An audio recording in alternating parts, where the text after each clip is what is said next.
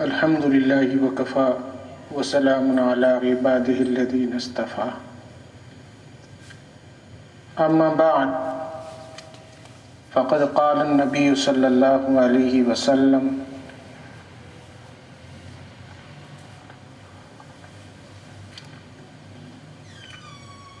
من احب سنتی فقد احبنی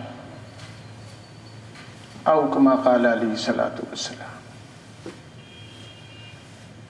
محترم سامعین، السلام علیکم ورحمۃ اللہ وبرکاتہ۔ آپ کو یاد ہوگا کہ میں نے اپنے گزشتہ درس میں چند بنیادی باتیں اس حوالے سے عرض کی تھیں کہ ایک مسلمان کو کیسا ہونا چاہیے۔ ہم جب اپنے اعمال کو دیکھتے ہیں، ظاہری اس معاشرے کو دیکھتے ہیں اور پھر اسلامی تعلیمات پر نظر ڈالتے ہیں تو شبہ ہونے لگتا ہے کہ کیا ہم مسلمان ہیں یا نہیں۔ اس کی ایک بڑی وجہ یہ ہے کہ ہم اپنے دین سے بہت دور ہو چکے ہیں۔ آج کے مسلمانوں نے بیت اللہ، جہاں اللہ کا گھر ہے، مسجد الحرام، اور پھر جہاں جناب رسول اللہ صلی اللہ علیہ وسلم تشریف فرما ہیں، مدینہ منورہ زادہ اللہ شرفاً و کرماً، اس سے منہ پھیر کر ہم نے اپنی نظریں دیار غیر پر، امریکہ پر، برطانیہ پر اور دوسرے ایسے ممالک پر گاڑ دیں کہ جن کا مطمع نظر صرف اور صرف مادیت ہے۔ محترم سامعین، یہ بات کبھی نہ بھولا کہ اللہ تعالیٰ نے روحانی سکون جو رکھا ہے وہ دین پر عمل کرنے میں رکھا ہے۔ اللہ تعالیٰ نے جو ہماری دنیاوی اور اخروی کامیابیاں رکھی ہیں وہ اس بات میں رکھی ہیں کہ ہم قرآن اور حدیث، اللہ اور اس کے رسول کے احکامات کو صدق دل سے تسلیم بھی کریں اور ان پر عمل بھی کریں۔ آپ یقین فرمائیں کہ اگر آپ اور ہم اللہ کے اور اس کے رسول کے احکامات کو اپنا لیتے ہیں تو اللہ تعالیٰ ہمیں دنیا کے ہر قسم کی مادیت سے، ہر قسم کے روپے پیسے سے اور ہر قسم کی لالچ اور حرص سے مستغنی اور بے نیاز کر دے گا۔ ہم جب اپنے قرون اولیٰ پر نظر ڈالتے ہیں، نبی کریم صلی اللہ علیہ وسلم کے دور اقدس سے لے کر اپنے گزشتہ ادوار تک اگر ہم دیکھیں تو ہر دور میں ہمیں وہی لوگ کامیاب اور کامران نظر آتے ہیں کہ جنہوں نے اللہ اور اس کے رسول کے احکامات کو مانا، تسلیم کیا اور اس پر عمل کر کے دکھایا۔ آج ہمارے ہاں اس معاشرے میں ایک بڑی شکایت یہ کی جاتی ہے کہ ہماری اولادیں جو ہیں وہ ماں باپ کی فرما بردار نہیں ہوتی، اور ماں باپ کو شکایت ہے اپنی اولادوں سے، اور یہ کہتے ہوئے بھی ہم سنتے ہیں کہ دیکھو جی ہم نے پالا پوسا، جوان کیا، اس کی ضروریات پوری کی، اس کو کالجز میں پڑھایا، یونیورسٹیز میں پڑھایا، بڑی بڑی جامعات سے بڑی بڑی ڈگریاں دلوائیں، لیکن آخر نتیجہ یہ ہوا کہ یہ ہمیں کچھ سمجھتا نہیں اور ہماری توہین اور ہماری بے عزتی میں اس کو کوئی ہچکچاہٹ محسوس نہیں ہوتی۔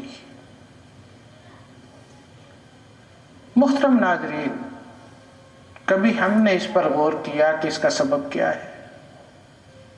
ایسا کیوں ہوتا ہے کہ ادب اور احترام ہمارے معاشرے سے کیوں اٹھتا چلا جا رہا ہے؟ وہ معاشرہ اور وہ قدریں جو اسلام نے ہمیں دی تھیں وہ کہاں چلی گئی؟ آج کیوں ہر شخص شاکی ہے؟ ہر طبقے سے شاکی ہے۔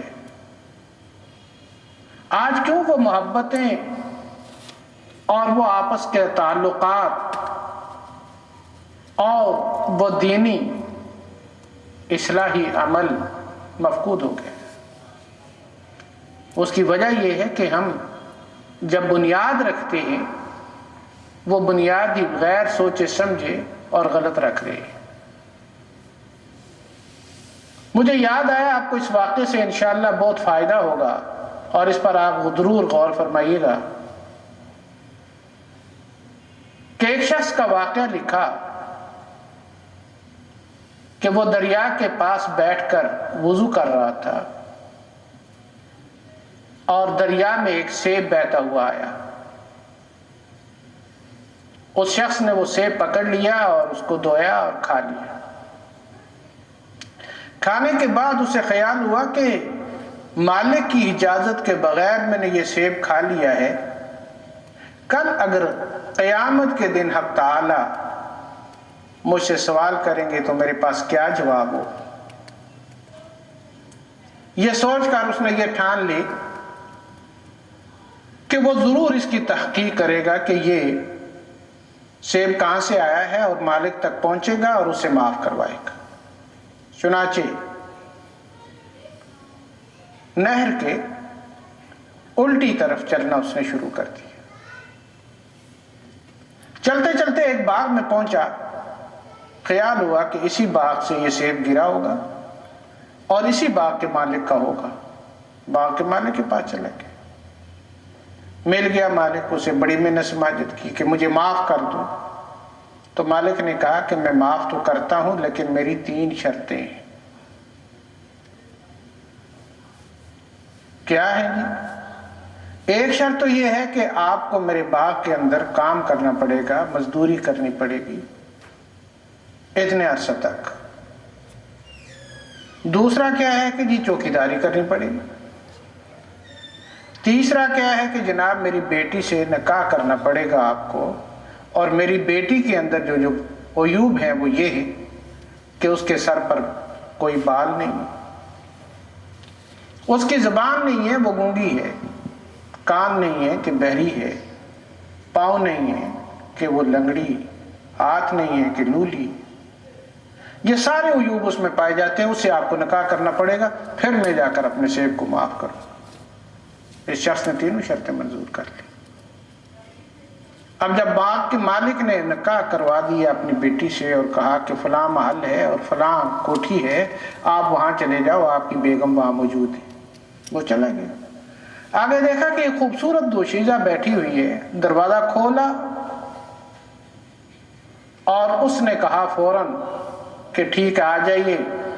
اب یہ شخص حیران ہو کر واپس بھاگا کہ مجھ سے تو یہ کہا گیا تھا کہ وہ ایسی ایسی ہے اور یہاں تو معاملہ الٹ ہے، بالکل ایک خوبصورت دوشیزہ بیٹھی ہے، بولتی بھی ہے، ہاتھ پاؤں بھی ہلاتی ہے، سب کچھ ہے، تو یہ میری بیوی نہیں ہو سکتی۔ وہ بھاگا واپس، مالک کے پاس آیا اور قصہ بیان کیا تو مالک نے کہا کہ اصل میں میرا مقصد یہ تھا کہ وہ جو میری بیٹی ہے اس کے سر پر کسی غیر محرم کی نظر نہیں پڑی، اس کی آواز کسی غیر محرم نے نہیں سنی، اس کی کان میں کسی غیر محرم کی آواز نہیں پڑی، اور اس کا وہ چل کر کہیں ایسی جگہ نہیں گئی کہ جو اللہ اور اس کے رسول کے احکامات کے خلاف۔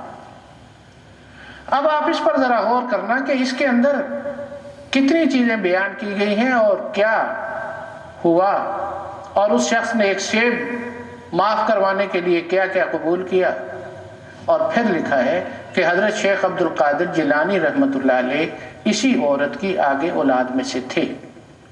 اب آپ دیکھیں کہ اس تقوی کا اور اس نیکی کا جو ماں باپ میں ہوتا ہے اس کا اثر اولاد پر کتنا ہوتا ہے۔